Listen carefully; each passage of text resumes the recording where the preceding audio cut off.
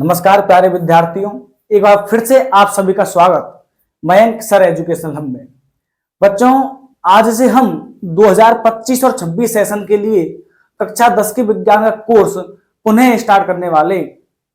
यह क्लासेज लगातार आपके सामने आती रहेंगी और हमने प्रत्येक चैप्टर के साथ साथ प्रश्नों की एक श्रृंखला भी पिछली बार चलाई थी टेलीग्राम चैनल पर।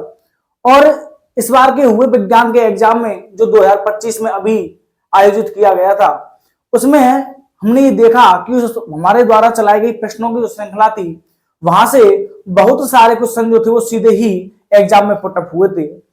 इस बार भी इस 2025-26 के सेशन के लिए भी आज से पुनः वह प्रश्नों की श्रृंखला आपकी प्रारंभ हो जाएगी। उसके द्वारा आप जैसे ही चैप्टर को पढ़ेंगे, चैप्टर को पढ़ने के साथ यदि आप ऑब्जेक्टिव क्वेश्चन वहां से करते हैं तो आपके जो बेसिक ज्ञान है उसमें भी बढ़ोतरी होगी और आपका कंसेप्ट भी क्लियर होगा। इसके साथ ही एक जानकारी मैं और दे देता हूं कि प्रत्येक चैप्टर की जो नोट्स की जो पीडीएफ है वह आपको मेरे टेलीग्राम चैनल पर प्रोवाइड करवा दी जाएगी। टेलीग्राम चैनल की लिंक आपको डिस्क्रिप्शन में मिल जाएगी। अब आपको पीडीएफ मिलेगी कब? जैसे ही हमारा चैप्टर एंडिंग पर आएगा, पहला चैप्टर यदि चल रहा है तो वो जब समाप्ति पर आएगा, दूसरा चैप्टर समाप्ति पर आएगा, जैसे ही चैप्टरों की समाप्ति का समय आएगा वैसे वैसे आपको चैप्टरों की जो पीडीएफ होगी वह भी उपलब्ध करवा दी जाएगी। तो ये सभी कार्य हम हमारे इस सेशन में करेंगे। तो चलिए बच्चों, आज हम शुरू करते हैं चैप्टर नंबर 1, रासायनिक अभिक्रिया और रासायनिक समीकरण। इससे पहले मैं आपको थोड़ा सा सिलेबस के बारे में समझा देता हूं। कार हमें इसे क्लास में कौन कौन से चैप्टरों को पढ़ना है, तो पहले तो हमें वो पता होना चाहिए। तो चलिए मैं पहले सिलेबस के बारे में चर्चा कर लेता हूं कि आखिरकार हमारा जो पाठ्यक्रम है, सिलेबस है, वो क्या क्या है। तो बच्चों, पहला जो आपका चैप्टर रहेगा वह यही रहेगा जो लिखा हुआ है हमारे बोर्ड पर, रासायनिक अभिक्रिया व रासायनिक समीकरण। यह हमारे विज्ञान का कौन सा चैप्टर बच्चों? पहला चैप्टर है। दूसरा जो हमारा चैप्टर होगा वह होगा अम्ल यानी एसिड, क्षार व लवण, एसिड, बेस और साल्ट। तीसरा जो आपका चैप्टर होगा वह होगा धातु व अधातु। और आपका जो चौथा चैप्टर होगा बच्चों वह होगा कार्बन व उसके यौगिक। इतना जरूर याद रखिएगा कि आपने जो 9th विज्ञान पढ़ी उस 9th विज्ञान से बहुत ही इजी विज्ञान है आपकी क्लास 10वीं की। तो आसानी से बस चीजों को समझते जाइएगा और आप आसानी से अच्छे नंबर गेन कर पाएंगे। एक बात और, हमें रटना नहीं है, हमें समझने पर विशेष फोकस करना है, क्योंकि एग्जाम का पैटर्न साल दर साल बदल रहा है। और यदि मैं इस साल के पैटर्न की बात करूं तो इस साल के पैटर्न में जो बात कही गई है, जो हमने क्वेश्चन पेपर देखा, उसमें आप पाएंगे कि जो हमारा वही बच्चा उस पेपर को अच्छे ढंग से समझ पा रहा है जिसकी ने चीजों को अच्छे ढंग से समझा है। यदि आप केवल रटेंगे तो आप चीजों को समझ नहीं पाएंगे और आपके वहां पर क्वेश्चनों के गलत होने के चांसेस बहुत बढ़ जाएंगे। तो विज्ञान में हमें समझना ही है, समझना हर सब्जेक्ट में पड़ता है, लेकिन यहां पर आपकी समझ विकसित होनी चाहिए। जितना आप अच्छे ढंग से समझेंगे, आपके बेसिक कंसेप्ट क्लियर होंगे, आप पेपर में क्वेश्चनों को अच्छे ढंग से अटेम्प्ट कर पाएंगे। तो यह बच्चों जो आपके शुरू के 4 चैप्टर हैं, और ये जो शुरू के 4 चैप्टर हैं वह हैं आपके केमिस्ट्री वाले पोर्शन के। ये आपके शुरू के 4 चैप्टर किसके? केमिस्ट्री के। 5वां जो चैप्टर है वह है आपका जैव प्रक्रम, और 5वें चैप्टर से हमारी चालू होती है क्लास किसकी? बायोलॉजी की। 6वां आपका जो चैप्टर रहेगा वो रहेगा बच्चों नियंत्रण एवं समन्वय, कंट्रोल व कोऑर्डिनेशन। हमारा 7वां जो चैप्टर होगा बच्चों वह होगा जनन, और हमारा जो 8वां चैप्टर होगा वह होगा आनुवांशिकी या आनुवांशिकता। और यह सभी जो चैप्टर हैं आपके वो किसके होंगे बच्चों? बायोलॉजी के होंगे। इसके पश्चात हमारे 9वां जो चैप्टर होगा वह होगा आपका प्रकाश यानी कि लाइट।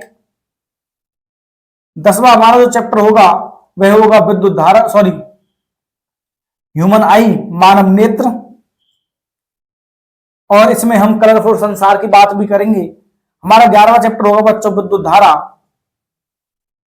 और हमारा 12वां जो चैप्टर होगा वो होगा विद्युत धारा का चुंबकीय प्रभाव। यह हमारे सभी जो चैप्टर होंगे वह होंगे बच्चों आपके फिजिक्स के चैप्टर। और इसके पश्चात हमारे एक चैप्टर और बचता है 13वें नंबर का चैप्टर। उस चैप्टर का नाम है हमारा पर्यावरण। तो यह आपके टोटल कितने चैप्टर हो गए बच्चों? क्लास 10वीं में हमारे टोटल जो चैप्टर वो कितने हैं? 13। और ये 13 चैप्टर क्या है आपके सामने नाम लिखे हुए हैं और ये पोर्शन लिखा हुआ है कि वह कौन से भाग से है। शुरू के 4 चैप्टर केमिस्ट्री के हैं, इसके बाद आपकी बायोलॉजी स्टार्ट होगी और इसके बाद किसके होंगे? आपके फिजिक्स के चैप्टर स्टार्ट होंगे। और एक लास्ट वाला चैप्टर वो क्या है? हमारा पर्यावरण। अब एक बात तो ये याद रखना, आप यहां पर ये नहीं चला सकते कि यदि मैं किसी एक चैप्टर को छोड़ जाऊं तो हो सकता है कि मैं अगले चैप्टर से अच्छे नंबर प्राप्त कर पाऊंगा। नहीं, यहां पर आप प्रत्येक चैप्टर का क्या है? अपना एक महत्व है और प्रत्येक चैप्टर की क्या है? वैल्यू भी है।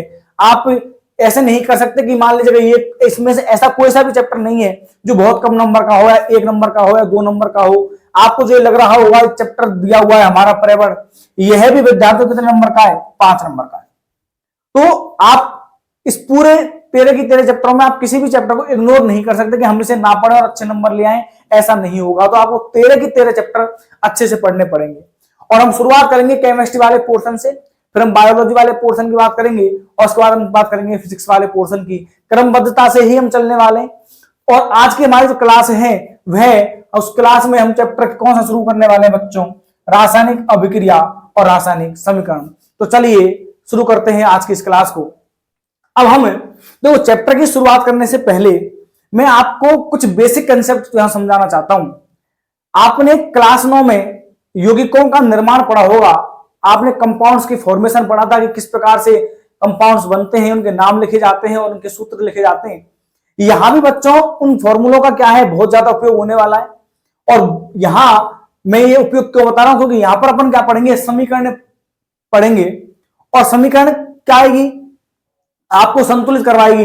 यह इस चैप्टर में क्या करवाया जाएगा? समीकरण को संतुलित करवाया जाएगा। अब संतुलित क्या होती है वो बात की बात है। जब समीकरण संतुलित करवाई जाएगी आपसे तो हमें देता कैसे बच्चों? आपको यौगिकों के नाम देगा। जैसे कि आपने क्लास 9 में पढ़े थे, मैंने कहा सोडियम क्लोराइड, तो आपको पहले उसका क्या पता होना चाहिए? फॉर्मूला पता होना चाहिए कि भैया सोडियम क्लोराइड जो होता है वो क्या होता है? NaCl होता है। तब जाके ही तो हम क्या कर सकते हैं? आगे की प्रोसेस को स्टार्ट कर पाएंगे। तो इसलिए मैं यहां पर आपको कुछ महत्वपूर्ण जो यौगिक हैं जो हमारी बुक में दिए हुए हैं और जो हमारे चैप्टर नंबर 1 में काम आएंगे, 2 में काम आएंगे, उन महत्वपूर्ण यौगिकों को मैं लिख रहा हूं, वो आपको पता होने चाहिए।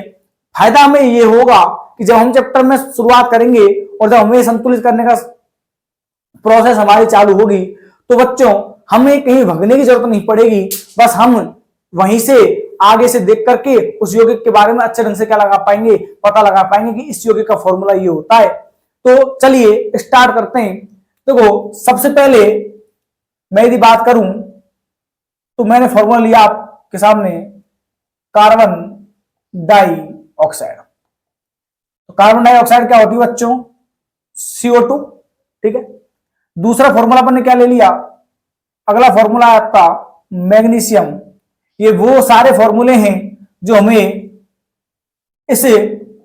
इन चैप्टरों में क्या आएंगे बच्चों? काम आएंगे। मैग्नीशियम ऑक्साइड का फॉर्मूला क्या होता है? MgO। अगला यदि मैं बात करूं तो मैग्नीशियम ऑक्साइड, ये हो गया मैग्नीशियम हाइड्रोक्साइड। आप जानते हैं हाइड्रोक्साइड के लिए कौन सा आयन लगाया जाता है? OH। फॉर्मूला क्या बन जाएगा? MgOH का होल ट्वाइस। ठीक है। चलिए अगला फॉर्मूला क्या हुआ हमारा? Calcium oxide. फॉर्मूला होता है बच्चों CaO। देखो याद रखना एक चीज और मैं आपको बता देता हूं, यह क्या है? कैल्शियम है Ca और ये क्या बच्चों? ऑक्सीजन है। हम कैल्शियम को किससे व्यक्त करते हैं? Ca से व्यक्त करते हैं। और आपने 9th क्लास में पढ़ा था कि जब किसी भी परमाणु के प्रतीक को या किसी भी तत्व के प्रतीक को जब दो अक्षरों से व्यक्त किया जाता है तो पहला अक्षर कैसा था बच्चों, बड़ा, और दूसरा कैसा था, छोटा। तो कैल्शियम को किससे दर्शाते हैं, सी से, तो सी कैसा हो गया, बड़ा, और ए कैसा हो गया, छोटा।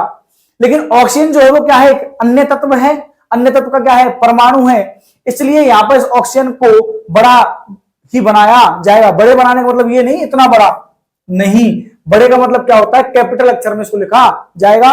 तो याद रखना, ये लिखने के तरीके भी हैं, यौगिकों को किस प्रकार से लिखा जाता है। तो इसका फॉर्मूला क्या हो गया, CaO। आप नोट डाउन करते जाइएगा साथ ही साथ ही। अगला फॉर्मूला क्या है बच्चों, अगला फॉर्मूला है हमारा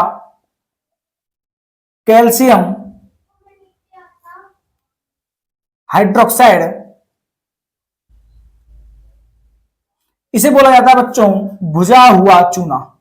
ये क्या है, इसका सामान्य नाम भी है भुजा चूना, और इसको बोला जाता है बच्चों ऊपर वाले को बिना भुजा चूना। करेंगे बात सारी सभी यौगिक जो है वो हमारे आगे चैप्टर में आएंगे तब पढ़ेंगे क्या होता है बिना भुजा चूना। लेकिन फिलहाल आप सब फॉर्मूले याद रखिए। कैल्शियम हाइड्रोक्साइड जिसे हम भुजा हुआ चूना भी कहते हैं, फॉर्मूला होता है CaOH का बच्चों होल ट्वाइस। अगला यौगिक हुआ हमारा कैल्शियम कार्बोनेट, इससे का सामान्य नाम होता है बच्चों संगमरमर। और एक बार तो एग्जाम में क्वेश्चन पूछा भी गया था कि संगमरमर का सूत्र क्या होता है, ऑब्जेक्टिव टाइप में आपके वस्तुनिष्ठ जो क्वेश्चन होते हैं। तो क्या फॉर्मूला बच्चों CaCO3, किसका फॉर्मूला है बच्चों, आपके संगमरमर का क्या है, ये सूत्र है। अब यदि मैं बात करूं आगे कि आगे क्या फॉर्मूला इसका होने वाला है, तो चलिए आगे बात करता हूं। और आगे सातवां जो आपका यौगिक है वह होगा मैग्नीशियम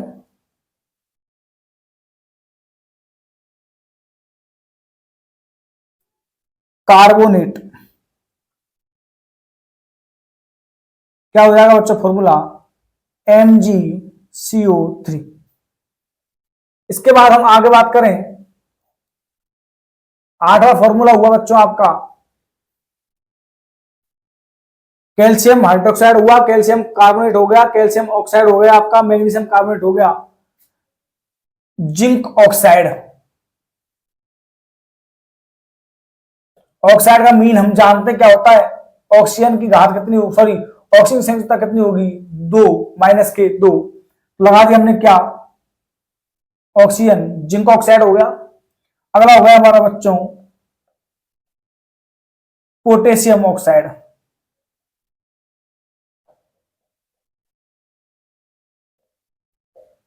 फॉर्मूला होता है बच्चों K2O। अगला हो गया आपका सोडियम ऑक्साइड,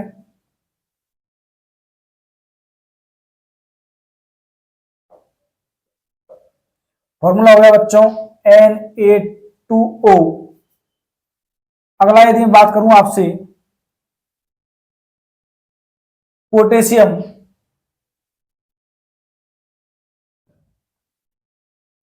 आयोडाइड, फॉर्मूला था बच्चों Ki।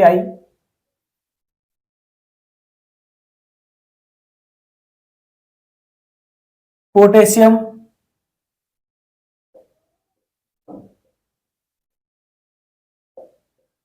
KNO3। यहां तक आप नोट कीजिए एक बार, फिर हम आगे चला बच्चों आपका लेड नाइट्रेट, फॉर्मूला बनेगा PbNO3 का होल ट्वाइस। अगला फॉर्मूला बच्चों आपका लेड ऑक्साइड। देखो आप ऑक्साइड को हिंदी में भी लिख सकते हैं, ये मैं समझेगा सर इंग्लिश में ही लिखा होता है, ठीक है। Formula PbO। अगला है आपका बेरियम क्लोराइड BaCl2। ये Cl आप जानते क्लोरीन, ये L है ना कि I, याद रखिएगा। अगला हुआ आपका बेरियम सल्फेट BaSO4, 17 है आपका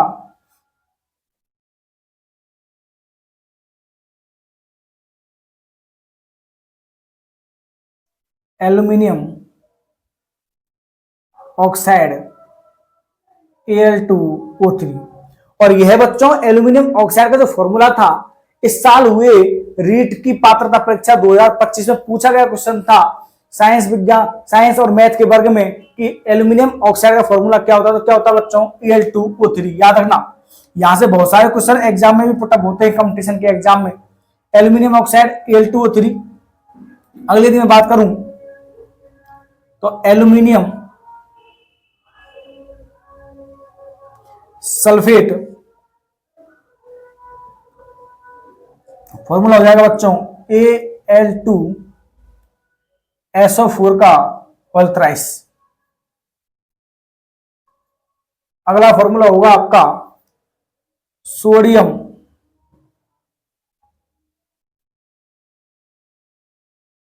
sulphate Na2SO4, sodium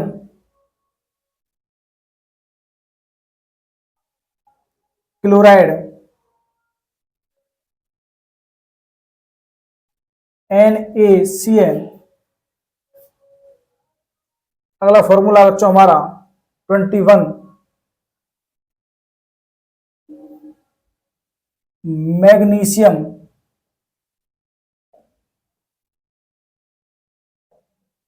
chloride MgCl2। यहां तक आप एक बार स्क्रीनशॉट ले लीजिएगा, क्योंकि मेरे आगे आने से फिर हो सकता है कि आपको दिखे ना। तो MgCl2 हुआ। अगला जो फॉर्मूला होगा बच्चों वो होगा हमारा सोडियम क्लोराइड हो गया, मैग्नीशियम क्लोराइड हो गया, सोडियम सल्फेट हो गया। यहां तक आप हो चुका है। आगे चलें तो सिल्वर नाइट्रेट, फॉर्मूला होगा बच्चों AgNO3, सोडियम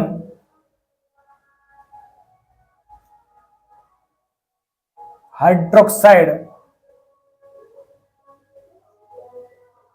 फॉर्मूला होगा बच्चों NaOH। 24 होगा बच्चों आपका